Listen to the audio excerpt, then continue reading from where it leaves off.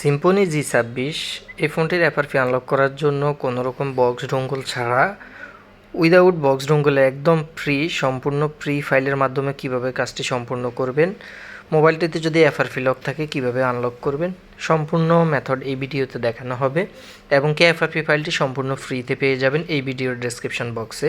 কাজটি করার জন্য ফাইলটি আনজিপ করার পরে ফাইলের সাথে একটি টুলস দেওয়া থাকবে, ওই টুলসটি ওপেন করবেন। টুলসটি ওপেন করার পরে টুলসের মধ্যে এফআরপি ফাইলটি লোড দিবেন। টুলস ওপেন করার পরে প্রথম যে অপশনটি আছে সেটিংয়ের সিম্বলের পোর্ট লেখা, ওখানে ক্লিক করবেন।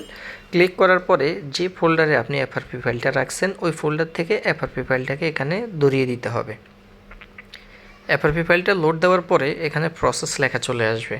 যখন প্রসেস লেখা চলে আসবে আপনার ফোনটাকে বন্ধ করবেন, বন্ধ করে ভলিউম প্লাস এবং মাইনাস ধরে ইউএসবি কেবল কানেক্ট করবেন, দেন ফোনটা ডিটেক্ট করবে এবং কি এফআরপিটা আনলক হয়ে যাবে কয়েক সেকেন্ডের ভিতরে। ভিডিওটি যদি ভালো লাগে থাকে অবশ্যই চ্যানেলটি সাবস্ক্রাইব করে পাশে থাকবেন।